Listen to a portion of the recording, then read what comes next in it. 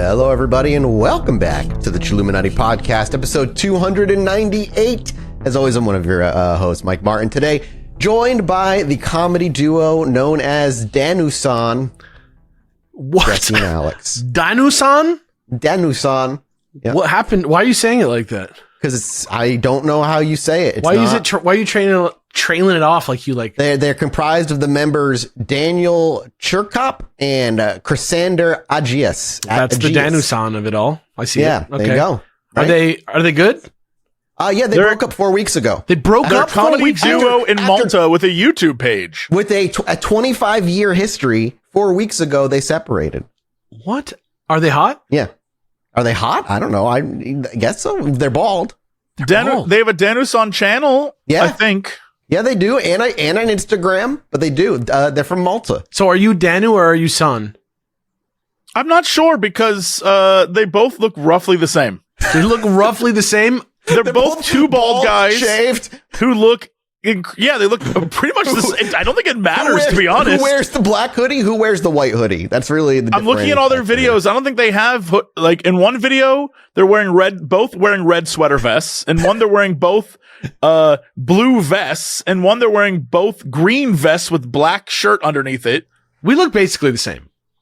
Yeah, I mean, this might be the most accurate. Yeah, superficially, you and I look basically. Ever since I started having to wear glasses more. Like, it's just too hard to, like, it really, like, did something to the, like, similarity between us that I'm a little bit... We have become the generic three white dudes host a podcast. The dad from Inside Out, the only thing from Toy Story is if Alex were to go back to having a mustache. Oh, God, yeah. And then we would be those guys. Dude, I feel like if I do that at this point, though, like, it was fun when I was 27. Now I'm just like Ron Jeremy. Yeah, now it's a little creepy. Yeah. Now I'm just that cutoff. Yeah, now I'm just Ron Jeremy with the like straggly strands of hair. Or you could Ted Lasso it, and that could be good. Okay, like go like Ditka, like just like yeah, like a little Ned Flanders vibe. Yeah. Okay, yeah. I like that idea. It's dangerously close to a lot of other bad mustaches, but I'll go for it. Unfortunately, that is forever going to be the case. Yeah. Walt Disney. Can you imagine? Just kidding. That's right. Hello again, everyone. It is time once again to put on your imagination caps. And I would also recommend your patience galoshes and your good sport bow ties.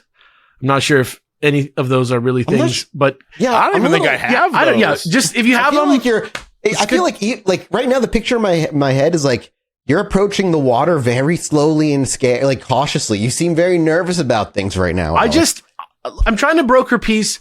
If you have the galoshes, that can't be good. If you have your patience galoshes and you have your good sport bow ties, just put it on. Do it anyway. I've put together a real humdinger of a two-parter for you guys here, and things are predictably going to get fairly wacky for the next couple hours, weeks, whatever. Okay, yeah, we're doing the topic I thought we were doing. I prepared for this episode. Before I get into any of that, though, I want to take care of a few pieces of business. First, it was recently Mathis's birthday. Happy birthday! Thank you. Yeah, so here on the show, I wanted to use what good faith I have left with you. To get as many nudes as we can! Before I squander it by doing another weird episode, I just want to wish my happy boy a happy birthday in earnest. Thank you very much. I know I do a lot of weird things, but for once, I am not pretending that I forgot about something just to pay it off Send several years later. Send your sexy alien fan art to... Yeah, I'll take that. Sexy alien fan art. However, speaking of things that I think like that you think I forgot to pay off. Here is the same. You forgot anything, dude? What? Oh yeah. Here's the same birthday present from last year. It's a nice UFO guitar strap that I got from Mathis last year, which I somehow forgot to give him when he was literally here in town for my wedding. Except now it also comes with a nice steak dinner. It has matured over the year. I can't wait to get together with you. It's collectible the very next time you're in Los Angeles. And from me and the whole production team and all the listeners, and I don't want to speak for him because we did not rehearse this beforehand, but probably even Jesse, happy fucking birthday, my son. Thank you, man. Appreciate it very much. Yeah. Another year on this earth continues. I'm excited. Like I have an average birthday. Yeah. See, I don't want to speak for him, but Yeah, I don't want to say happy, but like a contented have a birthday, dude. Birthday. Continue to be alive. I had a contented birthday. Thank you very much. That's good. Thank you. Pleasure to be alive still. Yeah. Now, For this next piece of business, instead of promoting our incredible Patreon, which you can find at patreon.com/ChilluminatiPod, by the way, I have written a skit that's easy to cut out of the episode and use as 3 tidy little commercials on socials for the next few weeks. For the next new thing I'm about to announce, which is kind of fun and exciting. So here you go, boys.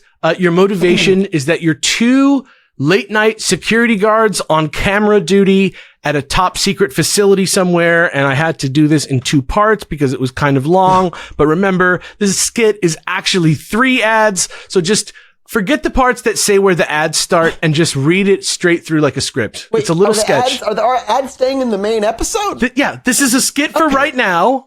And then also, now I know why I was kissing your butt. Now I get it. Cleverly, I have now killed 2 birds with 1 stone. 1 green stone. Shut up. So cool. All right. Ad starto. So anyway, I tells my wife, listen, babe, it's not called the Flatbush Monster. It's called the Flatwoods Monster. And frankly, this obsession with this bush, and that is starting to make me feel kind of weird. Like first bush squatch and now this. I'm pretty sure she made them both up. Yeah, I know what you mean. What? I said, yeah, I know what you mean. What? What? How? You're not married? Yeah, but I wish I was. What the? Hey, wait a minute. Wait a minute. Pause the live transmission. Run camera 6 back. About 8 seconds. Huh? Not another perimeter breach. That's the 2nd one this year. Well, look, let's just double confirm. Enhance. No, enhance again. Enhance. Wait, are you talking to me? Yes, enhance. Oh, shit. Yeah, okay. Suspect seems like a 6'1" male, shaggy, slightly overweight build. But I gotta say, his shirt looks really cool. Oh, what? Show me. Here you go. Kind of edgy, kind of trippy. It's a good look.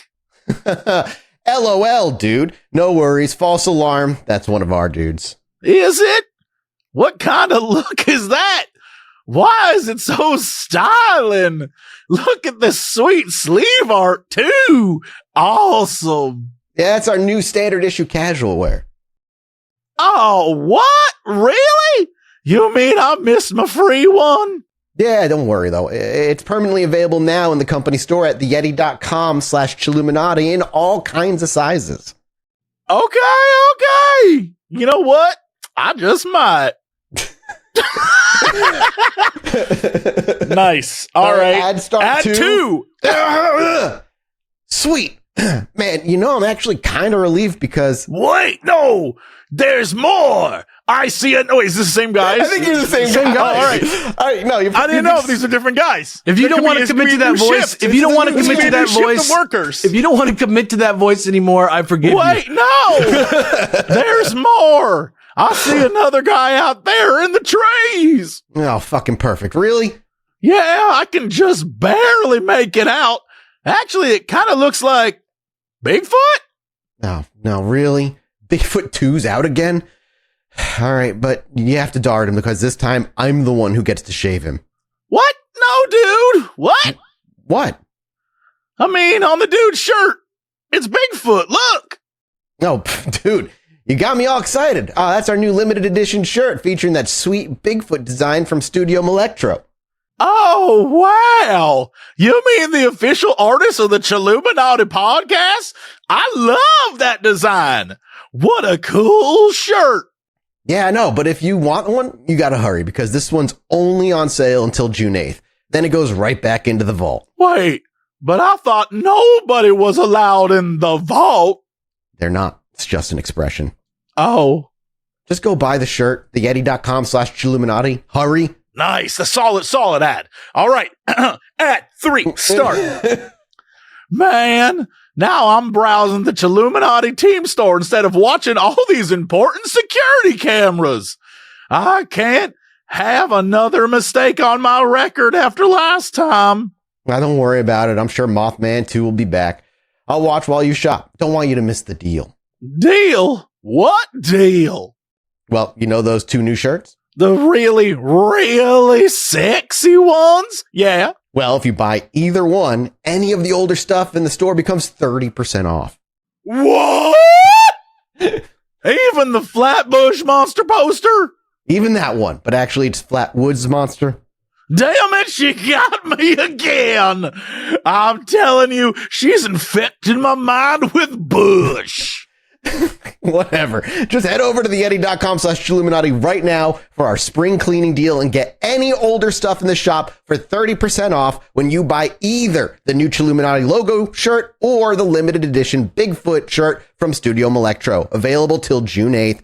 Theyeti.com/Chilluminati. It's where you buy stuff. Dude, who are you talking to? And scene. Excellent job, guys.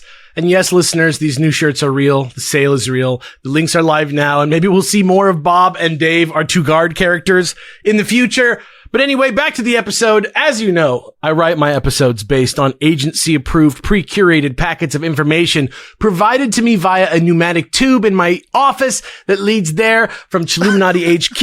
And You really love the idea of pneumatic tubes I now, love don't you? tubes! Ever since I played the game Karma very recently, I have always had a pneumatic tube in my office. And sometimes, along with the info packet, there will be some kind of little note from them about the last episode I did. Right. So this time I got a note expressing some disapproval over the way I handled the Jack the Ripper episode last time. According to them, they love Mark Meer. Apparently Mass Effect is a big game for members of the Chilluminati inner circle. I don't know. I guess a lot of them are millennials. Yeah. They really liked it, but they thought I got too, quote, openly metatextual with my script. And they also asserted that, quote, any discussion about the boundaries between facts, fiction, and perception should only occur to blur them even further. Or to, quote, indoctrinate children to prevent recontextualization from low-value media such as portrait mode, conspiracy shorts, and podcasts similar to our own, but made in complete earnest.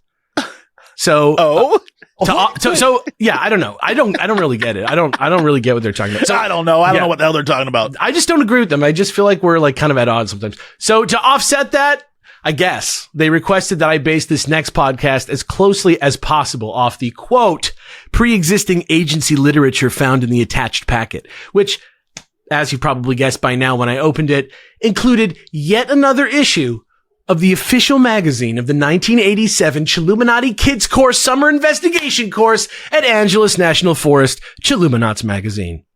I've already got it set up here, it's just off camera on my, museum quality magazine reading device that I have on loan from the Vatican Archives. Wow. Technically, I was supposed to give it back like 2 weeks ago, but it feels weird to bother them right now.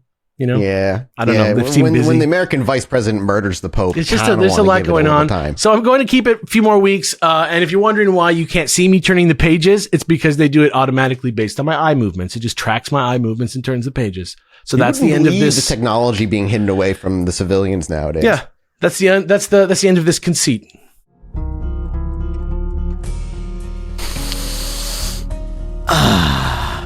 Fresh air, sunshine. You know what's missing? Good food. Thank you so much to today's sponsor, HelloFresh. And that's what spring is all about. HelloFresh makes it easier to fit quick, home-cooked meals into your schedule every week by curating delicious recipes like pasta primavera, or my personal favorite, chicken Dijon, and then, of course, the pecan-crusted trout, which is a very close second for me, along with over 100 seasonal snacks, sides, treats, and so much more. And in 2025, HelloFresh is evolving to fit every lifestyle by bringing those people who are with them even more convenience without compromising on taste or health or the homemade quality of it all. Their new ready-made meals offer chef-crafted, flavorful dishes that are ready in just 3 minutes, so you can just go ahead and dig in. So feel great with meals that fit your spring schedule and make the season even more delicious. All you got to do is go to HelloFresh.com/chill10fm right now to get 10 free meals plus a free item for life. 1 per box with active subscription. Free meals applied as a discount on first box. New subscribers only. Varies by plan. Thank you again to HelloFresh for sponsoring this week's episode. America's #1 meal kit. We're all good. Anyway, the note with this one says it comes from a kid called Katie, and it seems to be the August 1987 issue, which is called The Chilluminati Guide to Magic in America, Part 1, The History of Magic. Yeah. Which I think kind of looks extra cool with the retro 80s styling that it has. I know you guys can't see it, but you just have to imagine. I'll just give me a second. I'll remote view into your room and I'll take a look. Yeah, it's pretty cool because it has magic with a K, so it looks kind of cool with the occult look. I don't know. It rules. Remarkably well preserved too. Yeah, it really is nice. And basically that's what this episode is going to be about. But also I went back myself, sort of filled out the info with more modern sources. So shout outs to Folk Life Magazine, shout outs to learnreligions.com, the YouTube channel Esoterica, which if you guys have not been to that YouTube channel, you should go to it. It's very fucking pretty cool. newworldwitchery.com, which also has a great podcast and a set of excellent books associated with it, which I'll include links for in the show notes. But for this episode, this duo of episodes, I mostly refer to their 3-part article on Appalachian mountain magic, which is freely available on their website. And I will also link that. And then also I use Wikipedia a lot, which dude, are you on Spooky Appalachia TikTok? I don't know what that is, but I also don't want to know what that is. No, I'm just kidding. It's people who live in like the Appalachian Mountains and like the shit that like the rules you're supposed to follow. Like, don't go in the woods if somebody calls your name, yada, yada, yada. Yeah. A lot of mimic activity out there. Yeah. Appalachian in particular. I didn't know that's where we're focusing. Yeah, well, we're going to get there eventually. Today, it's a little bit broader, but that's where we're going to land. And also, I want to say that this is but the first little 2-parter that we were doing about magic, or loosely themed around magic. Me and Mathis have been kind of like talking about this a little bit. There's going to be a few other like occult adjacent things happening that also have to do with magic with a K, sort of. Is this? Are we about to enter Hot Goblin Summer? Is that what's happening right now? Hot Goblin Summer is every summer for me. I don't have a choice. That's the only kind of summer I can ever have. Yeah, are we getting wild right now? I think the series Alex is about to do and then the one I'm going to do shortly thereafter are both very foundationally necessary before we walk into giant topics like Madame Blavatsky, Aleister Crowley, and all these other characters that I am very eager to cover in depth. But without an understanding of what we're going to talk about here, a lot of the stuff that we will cover there wouldn't make any sense. And though we are going to touch a little bit on specific cultural traditions as an example today, this is a children's magazine from the 80s. Okay, so the 80s were a different time. This is simple. This is for a young mind to absorb. This is not a complex, in-depth thing. This is not like experts. This is introduction to the concept of magic in general. Gotcha. And if you feel particularly excited by any particular aspect of this, or, just the topic in general, or you feel like I didn't go far enough in anything, let us know, in the comments somewhere, and we will use it to plan the next episode, because I am definitely not done talking about this, not by a long shot, but we have to come at this from a very, very wide angle first. So that's what we're going to do today.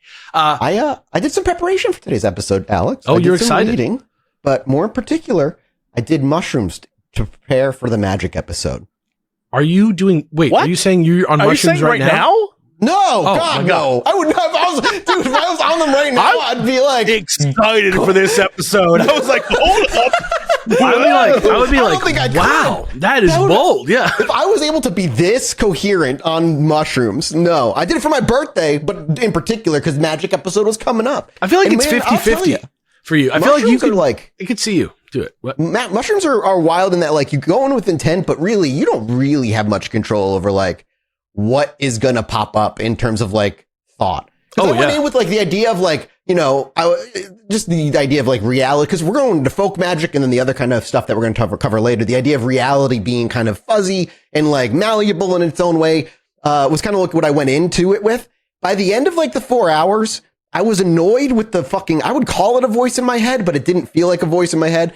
But it was a taunting, but not in like a mean way. Like, why aren't you laughing with me? Like typical message of like, the cosmic joke is so funny. All you stupid idiots are trying to be permanent and you aren't. You're all temporary. That's so fucking funny. Why aren't you laughing with me? And that was you like became like the Shroom Joker. Yeah, but I guess it was just like a feel like that. And I was just like, it didn't bother me. It didn't send me into existentialism because I've already like very much thought about that in my life many a time. And I was just actively being like, could you just, okay, I get it. Can we move on, please? And no, that was like for the last 2 hours of the trip. There was just that thought of like, this is so funny. It's so funny. All you people just keep trying to make yourselves permanent no matter. Was it like positive? It felt like whatever it was, and I'm not trying to separate this as like a mythical entity, just like how the emotion felt. It felt like it wanted me to laugh along with it, like to enjoy the joke with it. And I'm like, yeah, no, but I get it. But I'm annoyed. Can we please, I want to like think, I wanted to explore other fucking things.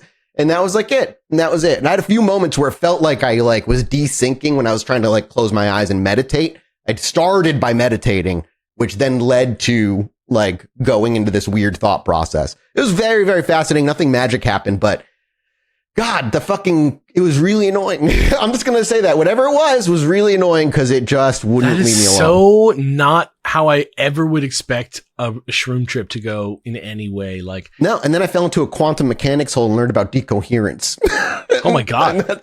What is going on over there? Everybody's wizardizing in their own ways right now.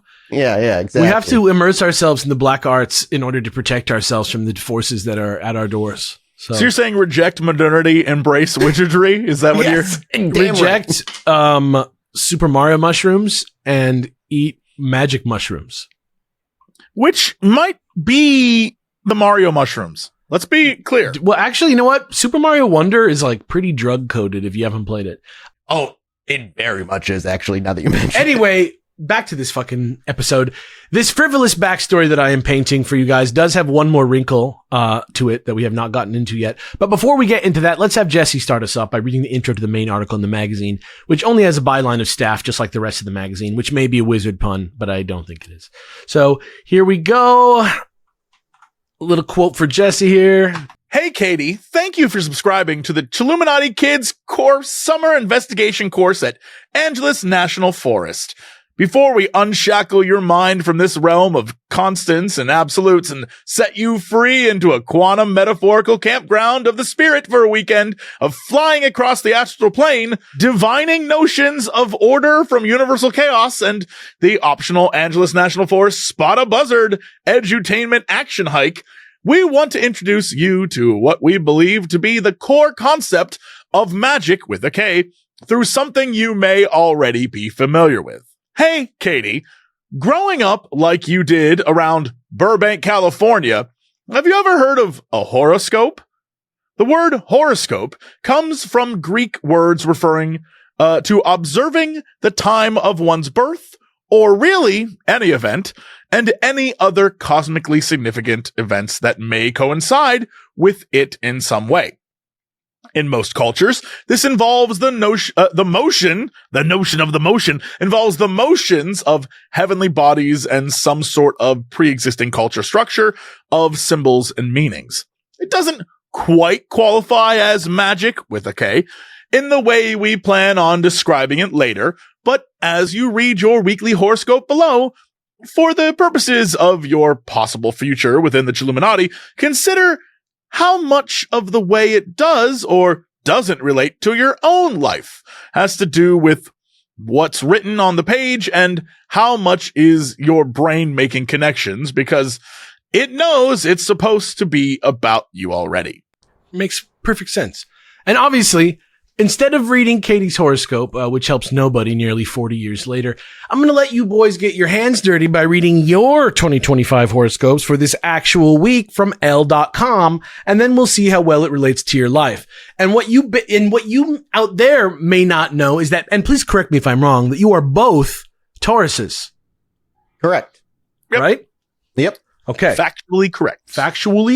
Actually correct. So I'm going to read. I know very little about this like kind of thing. That's like tarot reading and astrology and all that stuff. I don't know shit. Oh, I love them. I get suckered perfect. In. I don't believe it, but I like how it's so vaguely accurate. I'm like, oh, that is me. Yeah, exactly. I'm more excited about how they managed to walk a fine line between total bullshit and somehow making you feel like, oh my God, they nailed me. It's mentalist shit. Yeah. Exactly. It's and brilliant. what you may, so if you'll just let me read the whole thing, like before you guys react to what I say, because I don't want you guys to like affect each other's interpretations. Sure. Yeah. But as I read it, I want to see how differently the same info can apply, you know? So like, try and come up with your reaction, like independent, and then we'll like go into them. And, even though you guys are like very like long time, like you guys know each other, you guys have the same job kind of, like we work in the same field, you know each other personally for a long time. We're going to see how, the same thing can work for two different people, and then we'll read mine. So I I will state for the record, having friends who are super into horoscopes, they will tell you that you could say, oh, this is a Taurus horoscope, but if you don't do like, what was your moon and sun and this and that, it's not really accurate, which is a whole other layer, which I don't expect Alex to actually do because he would have to know the minute we were born, but still. Right, exactly. That's just putting it out there for people who are like, well, actually, horoscopes. My brother's heavily into very similar to Alex, where like he doesn't necessarily believe, but he loves like the idea of it. And he looked up like the moon where it was and the sun for my birth and also for his. And it's what I found fascinating is because we are complete opposites of each other. And all the signs and everything for both our births were the opposites of each other, which syncs up. Yeah. That's really interesting. Depending on your level of literacy with this stuff, right? Like there's going to be some stuff I say right now, even from the L.com one, which you probably won't understand. And that's okay. It's more important that it's there than that you understand it. And don't worry about it because you just need to let it exist as you think about it. Let go of it, move past it, see what you can get out of the reading anyway, so that our intent stays pure and in the moment, right? That's what we got to do. So here we go. Bango, bango, bango. There's power in subtlety this week, Taurus. Something your composed sign innately understands. And with your ruler, sophisticated and seductive Venus, moving through your reflective 12th house, you're operating with more intuition than usual. But that doesn't mean you've checked out. Thanks to a supportive sextile to Venus from deep diving Pluto in your 10th house of legacy and leadership, your quieter moves could have a major professional impact this Tuesday, May 6th. Conversations behind closed doors, whispered ideas, or a private realization about your purpose could shift the way you show up publicly. Don't rush to broadcast every insight. Much of your leverage will come from what you choose to withhold. This is also a moment to rewrite outdated goals or shed public personas that no longer align with your evolving inner truth. Trust your instincts, especially when it comes to who you share your energy and ideas with. A powerful ally may already be paying attention, even if they haven't made their move yet. In case birthday season isn't festive enough, playful Mercury zips into Taurus this Saturday with a formal announcement that it's time to circulate. From now until May 25th, you'll be at the center of every buzzing hive as the socially nimble planet fires up the people-loving part of your personality. As a cautious Taurus, your MO is to think things through thoroughly before you utter a word. But with the mic-dropping planet whispering in your ear, you can be confident that what you say will align with how you really feel. No more tamping down emotions and playing nice to avoid offending anyone. Mercury in your sign can lead to animated debates and even battles of the will, but they can be averted if you decide ahead of time that you're not going to take anyone's bait. And then you get to make like a Taurus and resolutely refuse. While this will be a candid few weeks, you'll also have opportunities to seriously grind on a project that needs your focus. Find the time and commit to finishing the parts that need your undivided attention. If you need to consult with a more experienced person, choose wisely. And the same goes for how much you share. You don't have to give away confidential intellectual property to get outside input. And if this involves truly sensitive material, get people to sign a non-disclosure agreement. The end. So, pretty seemingly specific. But before we get into... It seemed specific until it just kept going and going, and then it started getting more and more generic. On a scale of 1 to 10, where did that hit you? Like a 5. Oh, that hit me at like a 3. Okay. I think the reason why is because it really seemed like a shotgun blast. Yeah. Like, even though the words they chose to use were very specific, the complete sentences were all over the place. I said 5 for the same reason, because the first half I felt I could vaguely apply to myself, but the second half I was like, what? It was all, I was expecting it to be one of those ones where it was, like, Tauruses, you'll find love in a Capricorn. Like, I was expecting it to be the vague that was kind of like, yeah, okay, I'm interested. Not the, like, sign an NDA type of vague? Yeah. And then others would be like, you got to watch yourself. Sign an NDA. I'm like, what? Wait, what? For what? What do you mean? Yeah. So I don't know. And it's like, you got to stop being stubborn. You're going to have to take some advice or whatever. I'm like, was there okay. anything specifically that did resonate with you? Not in the least. Like, was there, which is weird because usually they do. I think this one was just, it seemed like it was, you know, when someone on Twitter writes something that's vague, but is clearly about someone. It felt, this felt like that. And I was not the person it was about. I can't remember exactly in the first half, but the stuff about like subtle signs and whatnot. I'm like, I did mushrooms, so maybe. Like, you know, that's why I was like, yeah, it could be. I feel like the way this works, right? And this is just me, is like, there's like really bold swings. And then like every once in a while, you're like, because I'd be interested to hear what, like, obviously I'm a Cancer, so when you read mine, that'll be different.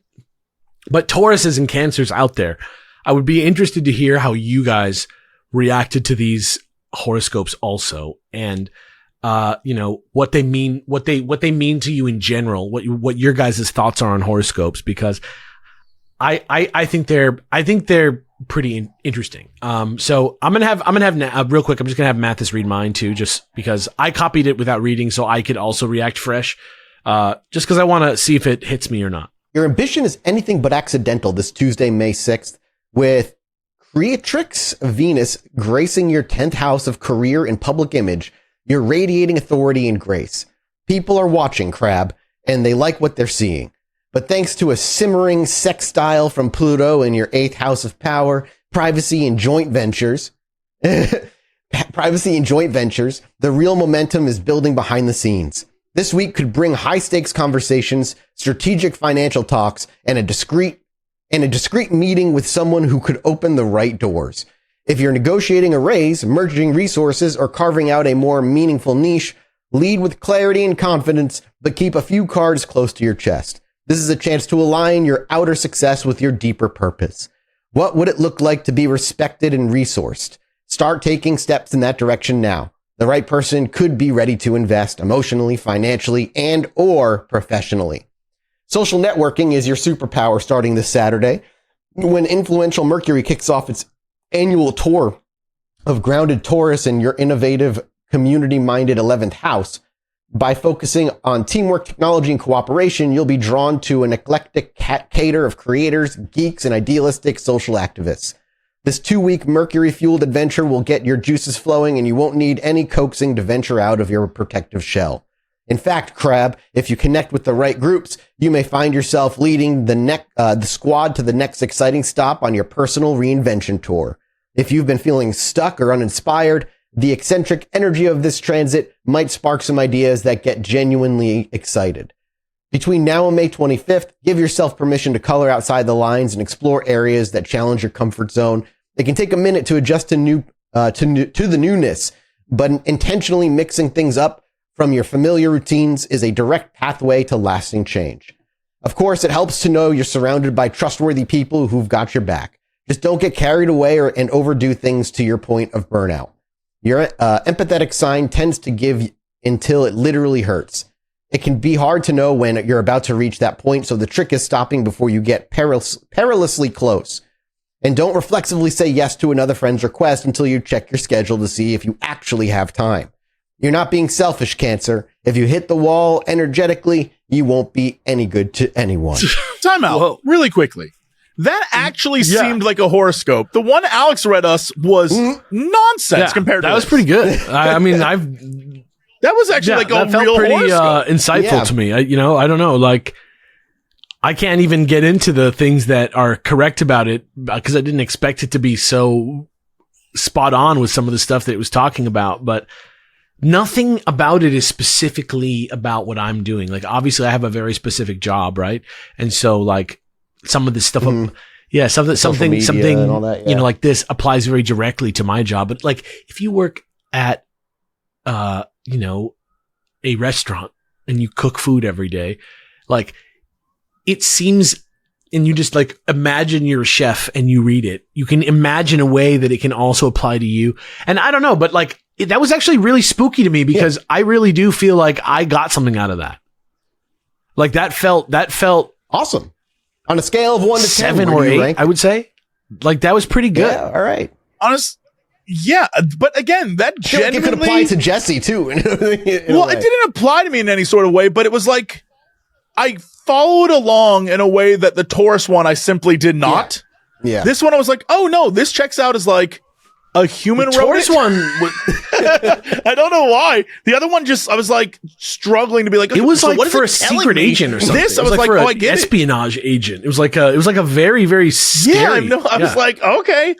Yeah, the only thing I don't understand is like when they start to talk about like sex tets or whatever the hell they were saying. I'm like, oh, yeah. Sextile. But I'm sure that's something that like an online person who's into horoscopes will immediately be like, actually, it's this. Like, okay. So now here's Jesse with a discussion question from the study guide for this issue.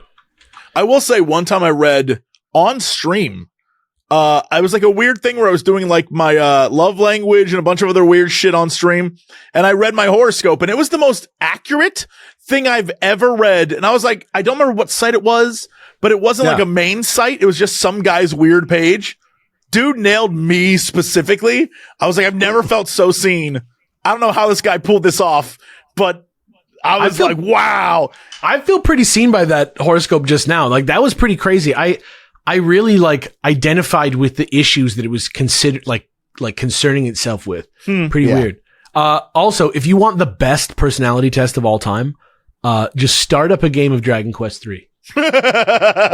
It's the first thing that happens, and it is unbelievably good. Unbelievably good. It'll take 5 minutes.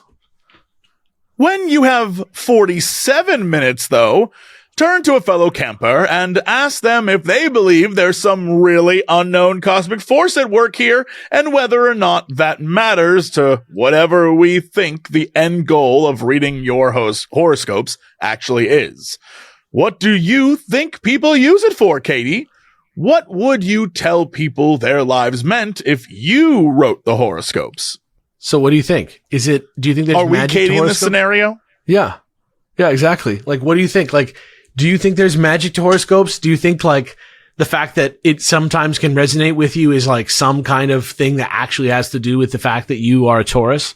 That's a fantastic question. I've often wondered if it's like a chicken and egg situation. So as a Taurus, you're often told you're stubborn and you're an earth sign and you're very like grounded and you're the one holding the, all the other horoscopes up and you are like, you're the strong one.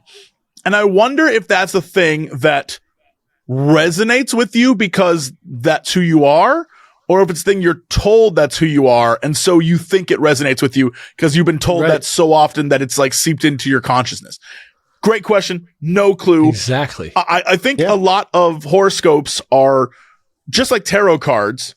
Once you figure out how to unlock, and I'm going to say the power in air quotes, because what I mean is the knowledge to understand what each symbol means and how to use that to your advantage.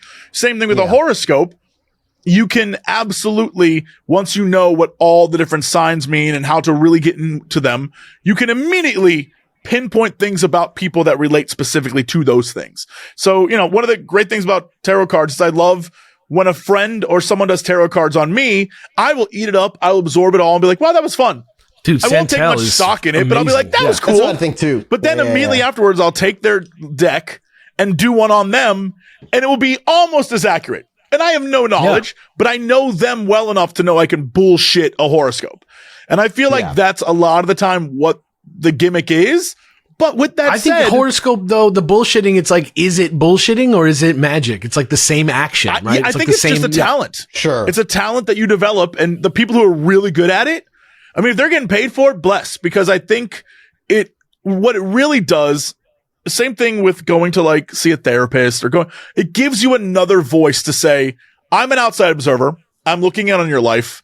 Here are my thoughts about your life. And it lets you recontextualize some things, and then you can move forward. And so even though I don't necessarily believe in like, I've contacted the spirits, what I do believe is that they have enough knowledge in some really good personality reading to absolutely pinpoint the things in you that you just need someone else to say to you so that you can justify moving on or justify taking the leap or not, Yeah. I don't know exactly people what it need- is, but it does make sense that people make theories like that we have like a shared consciousness or a shared understanding or something like that. Don't get me started. But that also could be media based. You know, it goes back to chicken and egg. Right. Is it? That's all, but that's all us, right? Feel this way because we've been told that's how we're all supposed to feel, or do we all feel a certain way because we all feel a certain way, and the media is picking up? You know what I mean? Like that. And what's the difference? And what's the difference between those two things? Exactly. Oh yeah, exactly. Sure. And I think that relates to horoscopes as well. Is it's like, yeah, Mathis and I can hear a thing, and it can be about both of us, and we'll pick up different things. Because I guarantee the things he heard in the Taurus one were vastly different than the things I heard in the Taurus one. Absolutely. Because we picked up, oh, that's about me. Right. And that's the fundamental, I think, interesting thing about, if we go back to the what Alex was saying with like, consciousness or whatever, is like we can all experience the same thing that fires off the same neurons in our brain, but we still have what's known as qualia, which is our own personal interpretation of it, which is something that we can't pin down, which comes down to the argument of like, is consciousness fundamental or is it emergent? What do you say it's called? Like, qualia? Qualia is like is what it's known as, like the self, like your personal experience. Is qualia the soul? When we all look at red, all of our brains do the same thing to recognize red. The same neurons fire off, and it's like red. Now, why we each feel differently about red is the part that, we just don't have the science right now to really figure out. Whether it's fundamental or emergent, it's all science. It's just science we don't know yet. We don't even know if that's different. We don't know if those two things are even a separate thing from each other, which is kind of weird to think about. It could be a mix of both. Yeah, exactly. Right? Like, if consciousness is truly fundamental and it is outside of like our third dimension and is in fourth, fifth, where time isn't really existent, in order to experience a third dimension, you have to be restricted by the rules of physics. So and the physics of the third dimension means time is at least experienced linearly. So it would need something to be able to, and the brain evolves to consciousness or whatever. And like, it all loops around. But if it's emergent as well, then, that means it's generated by the brain, and we need to figure that out. But they just did it's a never ending spiral. Cause like, I don't know if we'll ever be able to answer definitively. Well, I think it's impossible for us to answer these questions because we'd have to like caveman it, if that makes any sense. Because I think the first humans were the first ones that had like, awareness. Yeah. Because everything else from when we were babies, we are experiencing everything that was experienced by our parents and stuff loaded onto us. So that's why we can get suckered by like, again, the color red. We see red, we think fast or hot and those are things that we're programmed to think. Just like when we see the color green, restaurants know you stick green on a menu, people think it's healthy. That's because they programmed us to think that. And that wasn't just the TV doing it. Or is it because trees are green? I mean, great question, but also we know but then you get to the green equals lettuce or whatever, and we eat like, but that's things our parents knew, and like it goes back and back and back. And so I think the truest form of what is our real initial reaction would be like ugh and zug back in the cave. Right. Yeah. But then that's what introduces the endless loop, because then Jesse, you are also now aware of the programming, which allows you to recognize and catch it and stop, and that which gives you a whole new personal understanding of that color, which is unique to how you came about that. Like, yeah, we get programmed with these things and there's an instantaneous still, but we are also able to sit above it and recognize it while still feeling the same impulses that our brain fires. And that's where qualia kind of is, the hard problem, as they call it, or whatever. I mean, it's also recognizing danger, it's fascinating, and the things that are built into us to preserve ourselves that, that's another thing. Like, is it genetically there, or did we watch in Sesame Street before we could understand like memory, and it's burned in there somehow, and now we're like, God, stranger danger, gotta watch out for that. Like, I have no clue. Or is observation the constant act of redefining something for consensus reality as a group? Like, it's fucking weird. Okay, Neo. Anyway, Neo. Speaking of Neo, let's talk about that other wrinkle that I mentioned in the plot earlier. I'm genuinely not sure whether this was intended to be part of the research packet or whether it just happened to be tucked into the issue of the magazine when they got it. However long ago they got it, or whether it was Katie who put it in. I don't know who put it in there. Maybe nobody ever checked. I don't know. But folded up in the middle of the magazine was also some sort of memo from somebody that I'd never heard before. An agent, A. Whitney Brown, who seems to be reporting back on whether or not magic actually is real.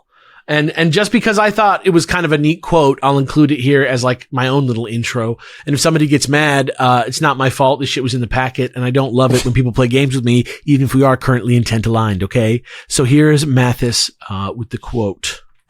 Obviously, as you can see, structure and objectivity in matters of magic and mysticism are almost by definition impossible to achieve. But of all the thousands of definitions I've seen out there, probably Aleister Crowley's is the most accurate when he write that it's the science and art of causing change to occur in conformity with will. I feel the findings of this report are in conversation with the results of Agent RS's research into the work of Robert Monroe in the early 1960s, and that what we historically know as magic is really the face of the other side of the coin, something natural and wild which exists within us all in some form, whether real or imagined, or even just in our values or preferences or identity, consciously or not. We all seem to be using our own magic and interacting with that of others on a daily basis. And it may form the very fabric of what holds humanity together as one global community. In terms of practical marketing applications, taking control of this force and bending it towards actualizing our own coveted imaginary world state would not only be effective, but decisive and righteously recommended. Now, I know some of that was a little weird, though actually I did find parallels in the part of the magazine later that's about witches, which I'll get into in a minute. But first, I want to do a little self-quiz I found on the second to last page of the magazine, which is called, "What do you mean by magic?" Which I'll have you guys take now to get the ball rolling. Does that sound cool? Love it. Mm-hmm. What do you mean by magic? Unlike lots of stuff we learn here at camp, magic is not a thing that has a particularly stable definition due to the various ways humans have related to it, mostly based on specific time periods and regions certain concepts first emerge, and the way they collide with advances in science and religion. And just like religion, actually, there really isn't a scholarly consensus on the definition. We're going to ask you to relate to 9 statements about magic. Pay attention to which number questions you relate to most. And at the end, we'll try and define your own relationship with magic based on 3 pre-approved definitions of it according to Chilluminati educational standards. Are you ready, boys? Yep. I got 9 questions here. So they're not really questions. They're more statements. I'm going to read the statement, discuss it, and relate to it. How well you agree with it or disagree with it. How about that? And we can just kind of guide the discussion in that way. But we just got to remember the numbers of the statements that we agree with most. Okay? Okay. Statement number 1 is magic is the theoretical opposite of science. Sure. Because it can't be explained, right? It exists outside of rational explanation. Yeah, that's one way of looking at it.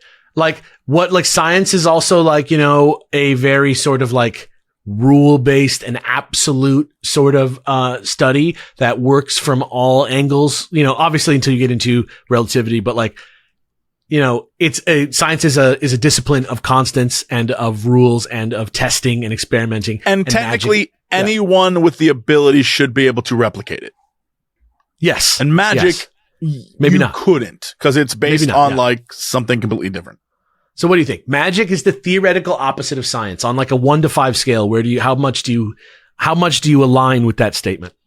I would say I think I'm a little bit less of a Jesse on this. I think it's more of a 3, somewhere in the middle for me personally. You're kind of, because a lot of stuff that we assumed maybe as magic in the past ends up being science in the future. Quantum mechanics being that one. Yeah, I always think about of just we discovered it in 1899, something both being a wave and a particle simultaneously until it was measured, that kind of thing. Not saying that all of magic is a science unexplained, but there are aspects of what was once magic, I think, that are now explainable by science. Interesting. Okay. And Jesse? I'm going more definitionally rather than the application, which I think Mathis is saying Yeah, I mean, science or magic is just like stuff we can't explain yet scientifically. I'm saying it from the idea of like magic, like, like I cast fireball. Right, So like right. that I think is, Gotcha. yeah, it's something you can't replicate. So you're making more distinctions about types of magic and stuff like that too, also, right? Yeah, I mean, like the idea of, teleportation, conceptually that's magic. But Right. in reality, if you could break the rules of physics, you can do it. And I guess that's where math is coming from. And I guess I'm just taking the idea well, if I could snap my fingers and disappear and appear somewhere else, that's literal, like I broke all the rules and no one else can replicate that. So that's magic. So if 5 is completely agree and 1 is completely disagree. With the statement, 5. 5. Okay. Second statement is magic is the theoretical opposite of religion. I disagree. Yeah, well, 1. if you think about it this way, think about it this way. Some people think that religion is order and rules and that magic is sort of like a more secret, private, like antisocial sort of thing compared to religion. It's a complete opposite. Like, also, there are religions that are way more solo as well. Anyway, like if you think about like arcaneness and the sacred texts and the secret books and all that stuff, like there's a way in which spreading magic is like the bad thing, whereas spreading religion is good, even though magic is similar to religion. It's just more. Well, I think it has to do with all religions thinking they're the right religion. And so their rituals are correct. Yeah, they're like Jesus magic, fine. Other magic, satanic, which has always been a weird vibe. I've never understood it. Like, hold on. My man Jesus can like water wine, and that's chill. But like, if I did it in a black robe, I'm evil. You know what I mean? Like there's different layers to it that I've never understood. And I feel like that's, it doesn't matter what religion, every religion has the idea of like, we're the right one. And so our mysticism is fine. Going back to ancient Egypt or ancient Rome or the Norse gods or Hindu gods, or like going back to like the kami, or like if you go to Shintoism, everyone has this idea of what magic is. And then your religion just says, no, that's fake magic. We're the real magic. Yeah, I would say that, it's magic is part of religion. It's the belief that you have that your magic's correct. So 1, I would go 1. You're 1 on I would this? absolutely go 1 as well. I mean, as somebody who grew up Catholic and was a Catholic until he was nearly 20 years old, Catholicism is filled with rituals. Right. Transubstantiation is the literal belief that they're turning the bread and the wine into the literal blood and body of God. The literal blood and body of God. The notion there is that that's not magic, that's religion, right? Sure. And then you pray to certain saints for certain abilities and whatnot. They don't call it Jesus magic. It's magic. Fair enough. You don't draw the distinction. Yeah. You look at Mormonism as well. John Smith practiced folk magic before he even got into you can think of it as religion is magic plus fans even. 100%. Yeah. Absolutely. I think there's very little difference. I'm under 1 as well. Okay. So 1 and 1 on statement number 2. Statement number 3 is magic is a proto-religious response to our complex human understanding of emotions and stress and is practiced to relieve internal tension. Is the assumption with that question that magic is real? As in we practice magic to because in my mind, hearing that question, I'm like, magic is us responding to the fact that there's just things we don't understand. And it's much this is easier. an explanation. This is an explanation for magic. This is like saying that magic is actually like in our brains, like something that came from the same instinct within us that led to religion that lets us sort of like I would reason our way out of feeling bad without necessarily doing anything. Yeah. Yeah, I think religion is just another type of magic, be it through belief or whatever. Because really, truly, honestly, none of us, not one of, you could be the most religious person on earth, but you're doing it based entirely off faith and belief because none of us were around to see like for example, going back to Jesus, him popping up 3 days later. Like, none of us were around for that. We're Right, going based right. on the words of other dudes who told We us don't know what the vibe was. Yeah, we don't know what the vibe was. It's funny. It's funny. This is like because I was like before the mushrooms. I was like also in a huge like religion hole with the Gnostic Bibles and stuff. Oh man, that shit! I remember when that shit was popping out. I mean, there was one. The most recent one was discovered in 05, not even that long ago. I remember the Gospel of Judas, right? That's the one that came out in 04. That was, but like even the what's known as the canonical Bibles within the actual Bible, it's even believed that majority of them, with the exception of maybe Peter, I could be wrong, were written by not the people being claimed to be written and are literal. They may be like one or two generations separated from when Jesus would have died, right? And that like and it's the same with the Gnostic Bibles because. Depending on, like, there's a lot of, it's hard, I've learned it's hard to carbon date those things, how old they are, but they were written around that same time, maybe give another, like, 100 years or so, give or take.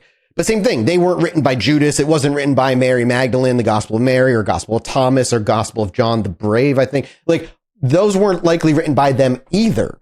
But there was a time in Christianity, or just like, where after Jesus' death, it was like... They needed that cred. Everybody was trying to, like, create their own versions of it, and that's where the Gnostic Bibles likely came from. It was just the version that got more popular and took hold are the ones Not to mention all the times that like the big church like edited down stuff. Oh, it's the Council of Nicaea is something. Yeah. Or incorporated pagan shit or whatever. Yeah. Yeah. Removed certain Bibles. Because the Gnostic Bibles, what I find fascinating about them is that they're a lot more in line with Eastern religious beliefs. Because they basically, Jesse, are you familiar with the Gnostic Bibles at all? Yeah. I listened to Coast to Coast when I was young, please. I'm aware. For those who don't know, like, there's a few out there. You can go read them. There's not, a lot of pages of them preserved because they're fucking ancient. But the idea is that the God that we worship, known as Yahweh, is actually like a false God, Yadaboleth, which is like a creation of one true God over gods, like archons out of curiosity created it. Ideally, essentially, it's not the real God. It's a God who thinks it's the real God. And then above them, there's a God that basically Jesus, even more legit God. Yeah. Yeah. And in these stories, Jesus was more of a guru who came down and it preaches self-enlightenment. More like Buddha. As opposed to praying to God. And he's saying in order to, like, it's unknowable. You cannot understand who, this real God is. The only way is self-enlightenment. And that will bring you to heaven afterwards. Well, I mean, and of course it goes against the fact that like a lot of religion is also organizational. Mm-hmm. And so they want to keep the organizations going. And so, like, I mean, I think in general, all religions across the board have that sort of, if you go to Islam, for example, you have the Sunni Shia problems happening there. You can talk about, you have those problems within Islam. You have different thoughts between Buddhists. You have all the, like, not only is there just religion, but then there's sects. I mean, even Christianity has countless different sects of Christianity. And it's all based on the fact that, yeah, sure, it could be absolutely truly real. I don't know. I have no answers, but I do know that there's legitimate dudes who eventually just took over and made changes based on the things they wanted. Yeah. And so, how real can a story be anyway? Right. I truly, there's no answer to it, but I will say that I think religion in general, the idea of belief and spiritualism is very akin to the idea of believing in magic. And yeah. And it just is. And whether you want to be like, yeah, but the magic is some dude pulled a trick on you and religion is real, it's all about level of belief. But do you think it's kind of like in our development in that way where we kind of like got here by being worried, being stressed, needing something to... Oh, I think consciousness screwed us up completely. The idea of understanding our demise is something that I think human beings struggle with. And so at the foundational level, it's either one of two things. Either one, it's programmed in there that there is a higher power and we are all spawned from its greatness, or two, we put that in there because death is terrifying. Right. There's only the two options, really. It's time for me to ask you an uncomfortable question. Are you sat down, ready, head in the right place? All right, now I don't mean this to make you really anxious or nervous, but when was the last time you needed to go to a doctor, but you pushed it off? Made an excuse? Oh, it'll heal on its own. Oh, no, I don't need help. I'm strong like man, like bull, masculinity, stops me from going to see doctors. Or I'm too busy, I can't, I just got so much to do, I got so many things to go work for, there's an excuse for any reason if you just think hard enough. And I get it, we've all been there to some degree. Booking a doctor appointment can just feel daunting. But thanks to ZocDoc, there's no reason to delay. They make it so easy to find and book a doctor who's right for you. Listen, all I'm trying to do is stop you from falling down the "is this normal" rabbit hole. Like you wake up with a funky looking rash, you're just like, "Is this normal? I'll be fine." Tight pain in your neck. "Oh no, I can't. This will be fine." Listen, just don't do that to yourself. The people who care about you, again, and yourself. You should be worried about yourself. You can't help other people if you're not taking care of yourself, right? That includes going to the doctor. That's where ZocDoc can come in. ZocDoc is a free app and website where you can search and compare high-quality in-network doctors and click to instantly book an appointment. We're talking about booking in-network appointments with more than 100,000 doctors across every specialty, from mental health to dental health, primary care to urgent care, and more. And once you find the right doctor, you can see their actual appointment openings, choose a time slot that works for you, and click to instantly book a visit.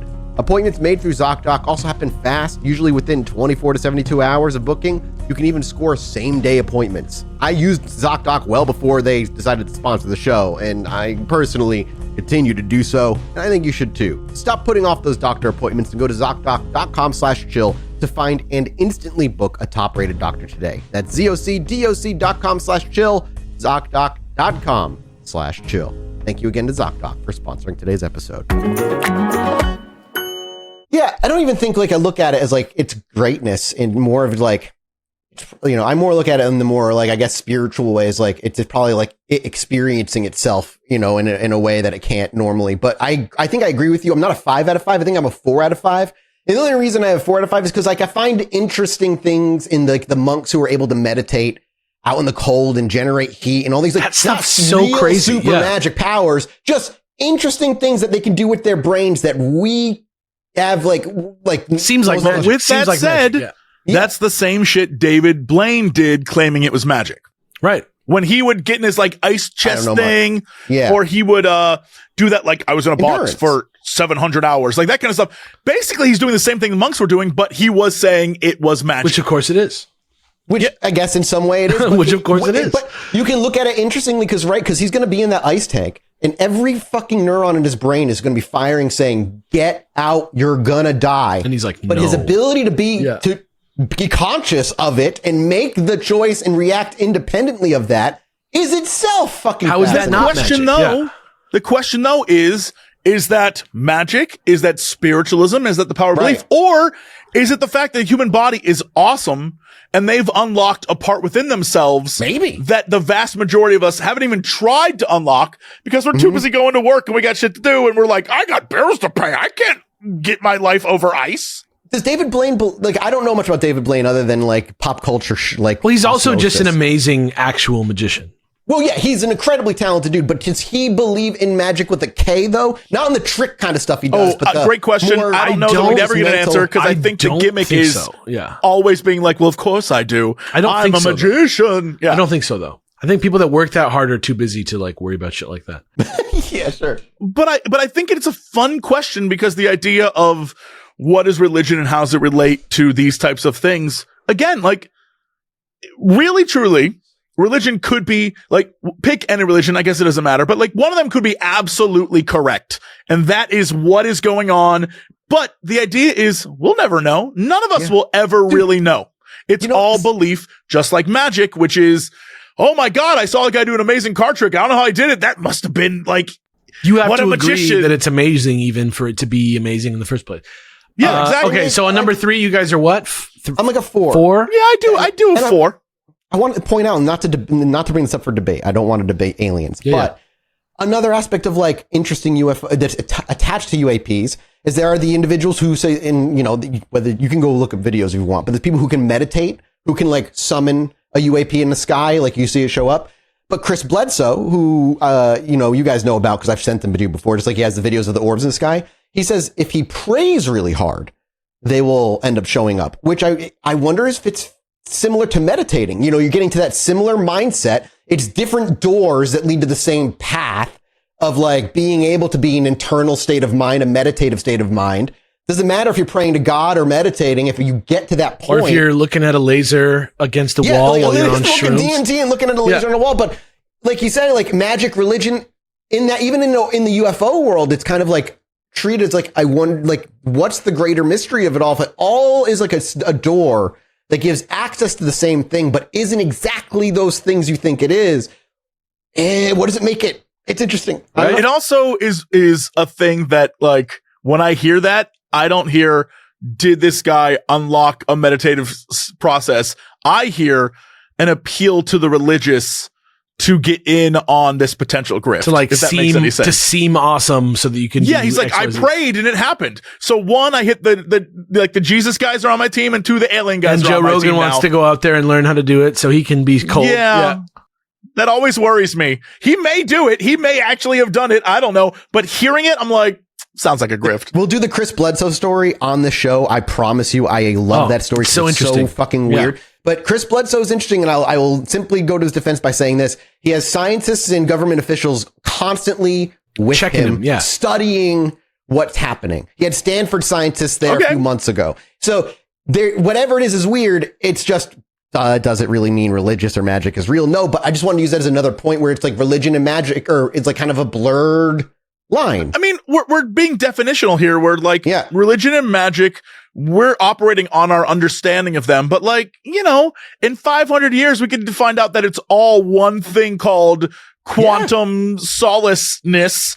And that's a whole other thing. Like, who knows, man? I would believe that so much more. That makes like more. Yeah, I agree. Like, it's weird. And I don't want to just cover my ass and say, by the way, I always reference Christianity because it's what I grew up with. Sure. I know this is true for all other religions as well, for the most part. Yeah. My other religions goes back to a 12th grade class called comparative religions. Dude, world religions. That's really all I got. World religions in 12th grade. That honestly was the most eye-opening. Like, the minute you realized that almost all religions have some sort of flood myth, you're like, damn, what's that about? And a weird Jesus character that comes back from like after a few days. Dude, and props to my Catholic high school, who for my senior year was like, no Catholic religion class, world religion, that's it. Fucking, it's eye-opening and interesting, and you get to understand people a little bit better. I always say, please step outside your box when it comes to religion. Yes, huge. No matter what you grew up with, learn something else. Even if you reject those other things, learn about it. Still interesting, man, because it's so cool, the history of where this all comes from. Statement number 4. Magic is a more simple, less objective semi-precursor to both religion and modern science. Ooh, I'm going to say 3, because I think like, okay, I understand what the question's asking, and going back to the idea of like a card trick, right? Like, yeah, all right. But if you think about the way Mathis was thinking about magic, it's an entirely different beast and could be on the exact same level as religion and science. Is it like a less rules-based version that's like necessary precursor to science, you said? Like baby version of science is magic. We're talking about why things happen. We're looking at the world around us. We're saying, oh, this is like these forces interact in this way. It's kind of what science is, just without the proving. I think I'm at a 4. I'm a little higher than Jesse, and the reason is because like alchemy and all those medieval things eventually led to science. Like they were doing magical alchemy rituals and all the stuff. You read like the Emerald Tablet and all that shit. But that is what those people eventually became. Yeah. Some of the people who follow that, some of the people who followed that notion of why do we exist landed on fucking God, and some of them landed on fucking, randomness answer. Some of them landed on science, like what became like, it's all about proving the facts and theorizing and testing. So I guess you're right. If you go back to like ancient Greece, you had the philosophers, and then you had oracles. Yeah, and like they're both kind of doing the same, roughly the same thing. Yeah, kind of the same, kind of different. Okay, so answer the same question from different. Yeah, and remember which ones you identify with hardest. By the way, which numbers you identify as hardest. So that's number 5.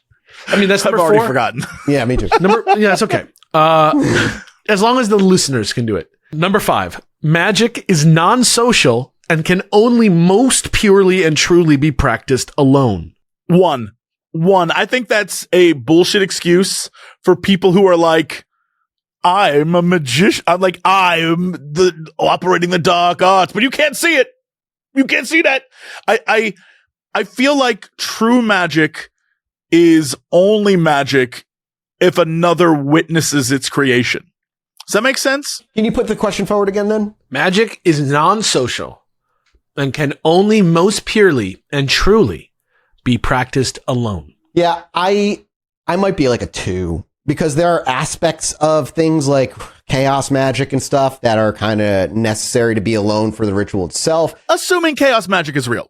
Right, we're just, I'm playing the part of just assuming this is all real. But, I mean, even Aleister Crowley and stuff had rituals that involved groups. 4 or 5 people, a lot of fucking But even involved. that is very non-social, right? Like that compared to... compared to in front of an audience. Yeah, compared to a church, right? Yeah. Is the private version more powerful than the 5-man version? No, I don't think so. Because it's even more subjective, which is like I might go to a 2 with Mathis. And the idea that being alone, your level of belief has to be high enough in what you're doing that you're willing to do it without an audience, right, to show off in front of. And so you're focusing on yourself and the gratification you get from doing it. Yeah. Which I can assume it makes it a little bit more powerful to you, the person who is going through the process of whatever that is you're trying to do. And it's very rare that you get social acceptance from practicing magic. It's definitely usually much more about you than it is about belonging. Though in modern times, that's a little different because there's like, but I would say like going based off of what we talked about so far, the idea of magic and meditation, all those different things. If we're assuming the power of humanity and the collective consciousness is a thing, then other people involved would make it more powerful. Like you don't ever see in media the power of non-friendship winning. It's always, we've all combined our powers. Like that's how the good magic happens always in stories. Fair at enough. Least. So I don't know why it wouldn't in this case. Sure. Okay. Number 6, magic is practical in contrast to the expressiveness of religion and is always a means to a specific end. As in, magic gets you things that you set out for it to get you, whereas religion is about who you are and being a part of it and relating to the world through it, whereas magic, it's like, I want there to be more luck. I need to heal my stomachache. I say no, I don't agree because Catholicism has patron saints that you pray to for specific reasons. They have it, but maybe that part of Catholicism is kind of more like magic than it is like religion. Well, so I'm saying, they're not super different in this regard, I think. But again, that goes back to Jesus magic. It's all magic. It's like, if you sow this $20, nothing different about them. You'll reap 5,000. Like, but you're saying that's magic because you're doing something specific, right? Like magic, like you said, which is magic is specific, right? Right. As in, it doesn't have a belief system. As in, it doesn't have like ways to. No, but the belief system is no. It's just like it's like magic is like, let's say like, in the way that a gun shoots a bullet, this spell does this. Yeah, but I would say magic, though, even depends on the magic. Obviously, depending on the magic, but a lot of magic does require you believing in entities or things beyond our perception that we don't understand. The veil. Can you do it without believing in it? I don't. This is rough because I don't know. I don't think you would do it unless you believe in it. Like if I just unless you're doing like a podcast for experimentation.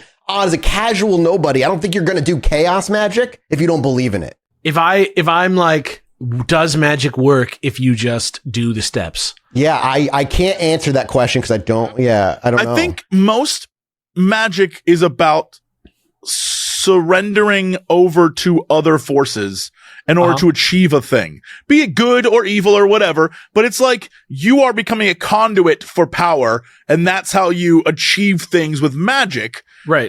But again, let me stress, most of my knowledge of magic with a K is media literacy and not actually like I read the ancient texts. Right. Like I have no real clue. I'm just going based off of like a ludicrously long time being a nerd. It's like, I guess this is kind of saying like magic is a tool and religion is a lifestyle. Religion is a lifestyle and magic is a tool. It's kind of what this is saying. I would act like that statement in modern times. I would agree. I think in the past, religion was a tool to help you. Like, if you were in a macro sense, it's a tool, but in your personal relationship with religion, it's not a tool. No, but I'm saying like if this was the year 1100, I was in the field, I was doing my stuff, and religion was a tool I used to be like, my life sucks, but when I'm dead, I'm going to be in heaven and everything's going to be great. So I'm going to use that to make my day a little bit easier. But rather than it be a lifestyle, which it is, I think for a lot of people today, it defines their personality completely. But religion just exists and you get what you get out of it, right? But magic is like, I want to make this guy fall in love with me. You know what I'm saying? You see with the difference that I'm drawing, you see the difference? I guess you can, I guess I think I know what you're trying to say. I'm not trying to say where I land on this because I kind of like made this, but like, I mean, I found this in an old magazine, but cause I know which interpretations of magic each one of these relates to, but that's kind of what that one means. And also remember, try and keep track of the numbers, of which ones you agree with. Again, I think this would be, you'll have to go through them all there on Alex, but I think this would probably be like a 3 again. I'm like right down the middle. I think it's all definitional things. Yeah. In this it is. That's exactly what we're trying to decide is like what our own personal understanding of magic is. Sure. I would say a 3. Yeah, I'll probably sit similarly. Okay. Number 7. Magic isn't real or correct or true. I'll say a 4 only because I personally don't believe in magic. However, I am open to the idea that there are things I just don't understand. And maybe some dude out there literally is like throwing lightning bolts and that would be the coolest shit ever. And I'm holding out hope that he can teach me. When you talk about magic, I don't come at it from lightning bolt fireball angle. I come at it from like the weirder, like consciousness of chaos magic angle. But that being said, what would you consider chaos magic, by the way? So that, dude, great question that you're going to hang on to. We'll get into it in depth. It's about intent and will. It's about intent and will. Yeah. Okay. That's what I'm working on. You've been dropping chaos magic, and in my mind, I'm like Scarlet Witch, dude. No. That's what are you actually though? So like chaos magic is very much about. It's like the secret to bend reality to your perception. That perception is reality, and reality isn't really reality. The Eye of Agamotto, dude. Yeah, exactly. Yeah. So like, but it's all very consciousness perception based, but we'll talk about it in a few weeks. Okay. I think I sit at a 3. Okay. That not necessarily a 4, but the stuff I believe in is more on the meditative side. It's more about whether or not being real or true is even a thing, is what you're saying. Yeah. Okay. Yeah. I see. Number 8. Magic's role in communities should lack structure, and there can be no church or school of magic. No. I would, I would say magic, 1 on that. Any magic ritual should be passed on from person to person and should not be like become or become teachings. It should just be itself. Every book should be written by a person. Yeah, I'm still a 1. On that. Yeah, I'm at a 1. Okay. And number 9, magic is a misunderstanding of the relationship between wishes and will. I think there's a lot of merit there. Yeah, I kind of like that as a phrase. Yeah. That really goes into chaos magic's whole shebang in a way. Yeah. I think I'm at a high 3, low 4, you know? Yeah. It honestly, I think my big takeaway based on this question alone, is that the separation between magic and religion is that religion is giving yourself over to something and magic is trying to control that to something. get it, to have it. Yeah. I think that's a fascinating way of looking at it. I agree. That's kind of what I was saying though about like, you know, the difference between the practicality of magic and the expressiveness of religion is that you are getting something with magic, and with religion, you're kind of like interpreting it like a song. I mean, I think both of them are trying to get you something. Like as much as people who are religious want to be like, I'm very selfless. I think it's sort of like it's a selflessness because you get a reward at the end. But you know, like some Christians are like, we are supposed to get as much money as possible, and they're like, we're Christians, and then like some Christians are like, we should be completely poor and like give everything to everyone and we're Christians. Right. That's what I'm saying about expressiveness of religion Right. versus the practicality of magic, is that it's like the teachings of Aleister Crowley are very clearly about one thing and are not open to interpretation in that sense. They are very much like instructions for how to do shit, right? Which is not what the Bible is in any way. So that's kind of what I'm talking about. God, that's a whole, well, we'll get there one day. Anyway. There's so much I wanted to say into that Aleister Crowley stuff. I mean, that's at the most surface level, of course. Like there's so much more. No, there's instruction. Yeah. There's so much more to it than that, but it's much more about like how to in a lot of ways than like the Bible is. All right. So at least in a direct way. So that's all 9. So now one more time, review in your head which numbers were important to you if you're listening to this. And then I'm going to give this to Jesse for the reveal from the magazine. And remember, you're probably not going to fit cleanly into one category here. Most everybody's going to be shades of all 3 categories. When I read this, by the way, to any listener who's over on the subreddit, could you just give, I assume we're going to get total scores or whatever, give them the Mike and Jesse breakdown. Yeah, that's what I want. We absolutely forgot. Yep. You guys want to know what you guys are. Yeah. Put that over on Reddit so I can read that. Yeah.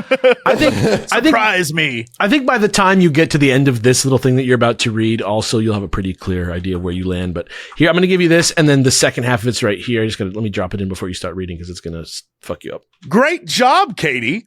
I hope you really looked inward to your true self when relating to these statements for yourself. Here's how you did.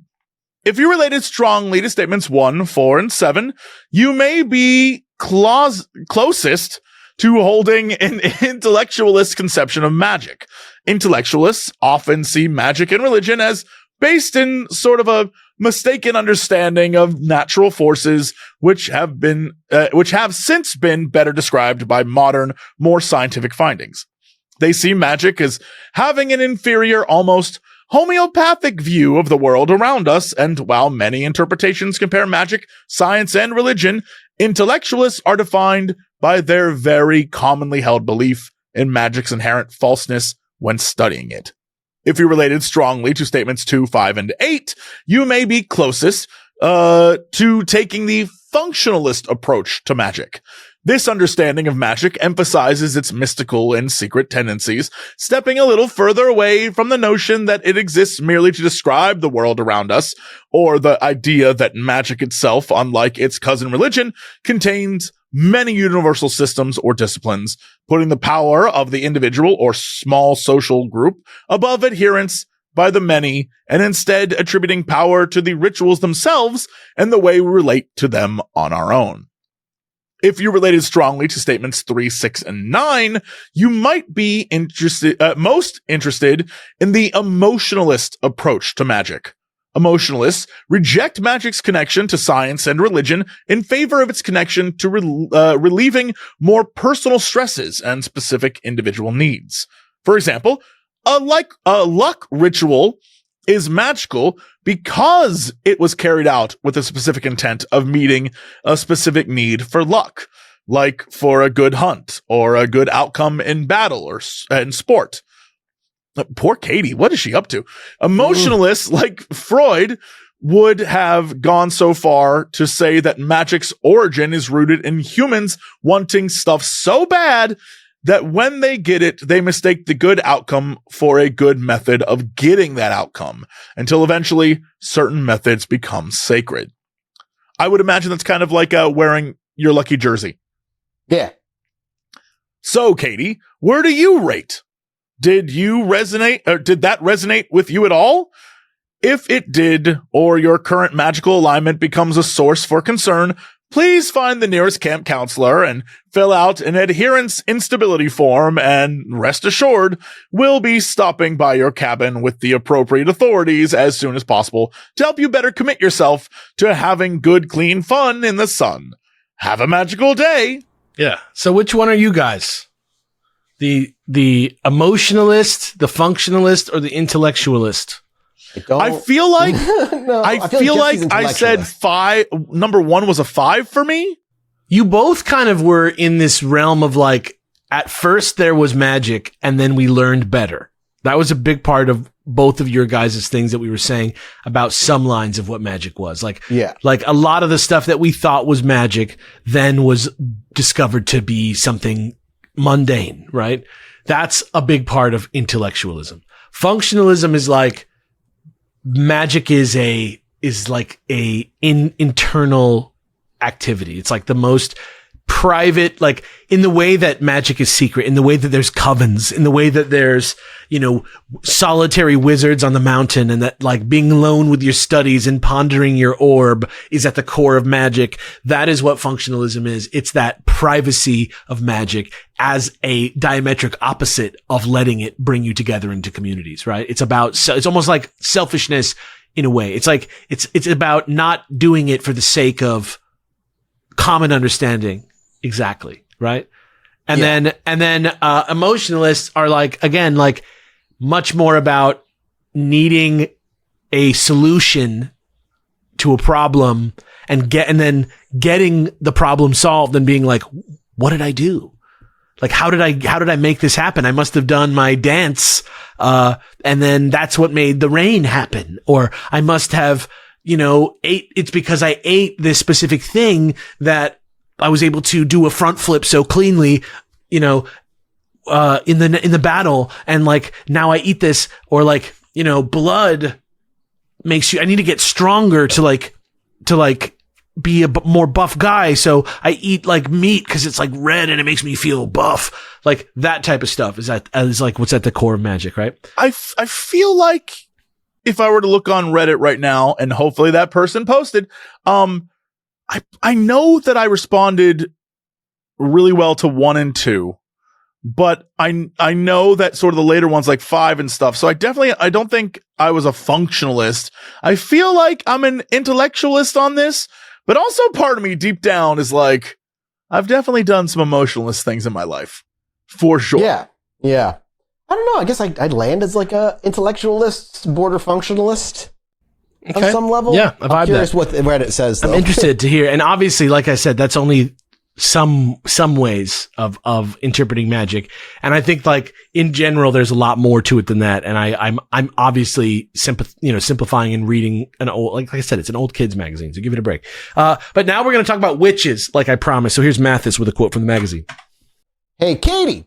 Just in case you didn't know, witches are in fact very real, and what's more, they're probably one of the most important sorts of cultural figures you need to know about in order to truly understand the role of magic in American history and in Chilluminati's plans for future Americas and your future, especially because, enviously, no one has a real clear idea of where it is that witches originally came from. You see, the concept of witches goes all the way back, not just to the origins of Western cultures, but is one of the oldest concepts to appear in all cultures around the world, including Sumeria, which is probably one of the earliest, if not the earliest, developed civilization on record, and continues very powerfully all the way into the modern day. As a result, it is almost impossible to determine the mundane origin of this ancient concept, and instead appears as an intrinsic icon that is fully accepted and understood worldwide. And because it seems to come from literally everywhere, witches also give off the powerful feeling that they have always been here, which, I don't know about you, Katie, but doesn't that sound like a little bit of magic in itself?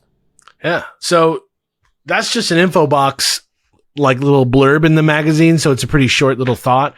And I'm not really sure why they like specifically wanted me to put that piece in. But when I got the like memo thing from Agent Brown, I kind of like saw it and thought it was kind of like an important connection to what he was saying. And then later in the memo I was reading, and I actually found like another quote from him that I thought was kind of interesting and tied into what we were doing in terms of defining magic. So I kept reading the memo and I found this other quote, and here we go. So this is it. The other thing to keep in mind is that magic without a conduit is simply out there. A force of nature like electricity or magnetism, but half imaginary. It is only the mind, the person, the witch, the warlock, the conduit, the very human essence itself, which completes the magic circuit.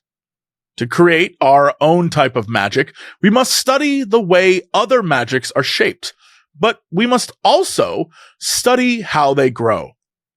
For the Chilluminati to have always been here, we must be like the witch and the warlock and anyone and be anyone and come from anywhere. And we can't do that by remaining on our own shores. America is merely the new world, another step for the developing magic of the old, a new young viewpoint that somehow dominated the entire globe. We must take the journey magic took to get here. Basically, look, all this is to say, to deliver a full, valuable report, this agent needs a bigger travel budget. It seems like Alex wrote this. Did Alex write? Was this you? I just found this. Right, and amazingly, right. somebody sent it to me in my pneumatic tube in my office. Amazingly, That's insane. It seems Was it you like from the future, dude? I hope not. That would be really disappointing.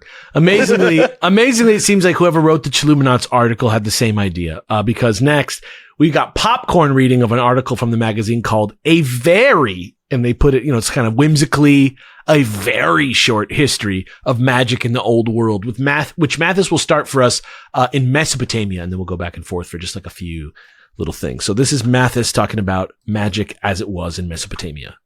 Kind of like an elementary school, middle school level. Magic is as old as literature itself, or even before, as we've even found evidence of artifacts, art, and ritual before recorded language that could qualify. Just as they are philosophically, magic is often related to science and religion historically in cultures around the globe. Here's a brief look at just a few, to emphasize the similarities and differences between magic traditions around the world. In ancient Mesopotamia, magic was often performed as a service or blessing by experienced experts and was most commonly seen in rituals and medicine, which didn't really exist as independent of one another, and which was intended to counteract or protect people from or trap the forces or influence of evil and ghosts, demons, vengeful and dead spirits, secret curses, and dark sorcerers were known to be credible threats to normal life. And no distinction was made between magic used for good or evil, as both sides were assuming to be using similar techniques. Purification rituals were also very important in Mesopotamian magic tradition, with an intention similar to modern-day Catholic confessions and love spells for everything from seduction to sexual performance enhancement. Magic was also associated closely with the gods of the day and with the concept of arcane high knowledge. So that's like the Mesopotamians. That's like Sumerian plus when the education system doesn't want to distinguish between cultures in the Middle East for some reason. And then here is Jesse talking about ancient Egypt, which is like one of 3 civilizations that has ever been in the world, according to the Los Angeles Unified School District. Here we go. In ancient Egypt, magic was personified by the god Heka and was central to both religion and culture of the region and widely believed and accepted. Heka was also used to refer to the practice itself, as well as the magic of other cultures, and was seen as a tool for mankind to stand against the natural world itself. As such, it was practiced widely by everyone from intellectual priests to illiterate farmers, and because humans are seen as of the gods and containing similar divinity, Heka is centered simply around the power of words to bring things into being, which is fun because coincidentally, so is the Chilluminati. Also, Egyptian love to imbue objects with magical properties, especially when it came to protection amulets for both the living and the dead, since no distinction was really made between the actual physical reality of life and the afterlife, and magic was seen to be consistent in both realms. In fact, many of the rituals surrounding mummification are intended to give humans the same divine agency they had in life after death. And finally, in this very short and incomplete tour, here's Mathis again with medieval Europe. Magic in medieval Europe is largely characterized by the absorption of Greco-Roman magical concepts in traditional Christianity and the various inconsistencies and gray areas this created in between them. Like the Greco-Romans, who saw magic as human in origin, Christians themselves saw magic as originating from Mesopotamia and Egypt. Various other smaller groups in Christian-controlled areas who still held fast to non-Christian beliefs in secret sort of created an illusion of a unified magic tradition when really it was broad and varied. To practice it openly was usually seen as negative or bad, but nevertheless various traditions were widely practiced and commonly accepted depending on the specific beliefs of various areas. In the Islamic tradition, however, magic was less condemned and had more of a distinction between what we would recognize today as the white magics of healing and the black magics of jinns, sorcerers, and devils. As time went on, barriers between the cultures were blurred under Christianity, and a more congealed form of folk witchcraft emerged. Okay. And finally, after all of this context, it is this congealed form of witchcraft that sort of came from the like hang tough together under Christianity type vibe of people just not really needing to interact with the church that much and being able to kind of do whatever they want, and traditions kind of spreading and being exchanged through the first steps of globalization, right? We do get this kind of folk witchcraft that's kind of like a mix magic, and magic in general is a very mixed thing, but this was truly like actual postmodern cultural mixing, creating a new thing.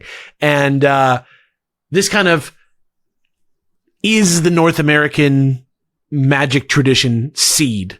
But as we'll see in this letter that closes us out today from Agent Brown, there's still one more piece of the puzzle.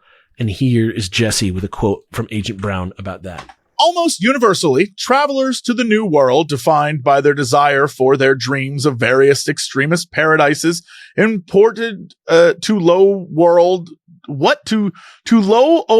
magics, boy, I cannot read, of the common man unto American soil, whole cloth, but separated from the natural constants at the heart of these traditions. These experts in magic suddenly found their knowledge incomplete. It was only when the indigenous tribes appeared with their ancient innate knowledge of these new local forces that something new began to emerge, and a magic melting pot with roots on a totally different metaphysical shore. If we are ever to create our own new magic, we must understand our new shores just as deeply. And with that, we end part 1 of the Guide to Magic in America.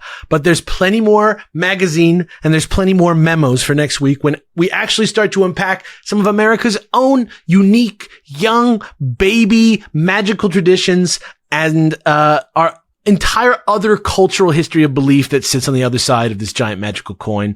And holy crow, does it get even ever wider? And America, if you don't think America has like a unique and ancient magical history of its own, you are probably a colonist. So the colonists came with fucking folk magic. Yeah. So there you are, and this has been this. What did you guys think? I love this topic, so I'm very excited to continue and see where this goes. Yeah. So minisode to come. Love you. And see you next time. We're off to do a minisode. We'll see you next time. Thank you for appreciating your support. Goodbye. Bye. Bye.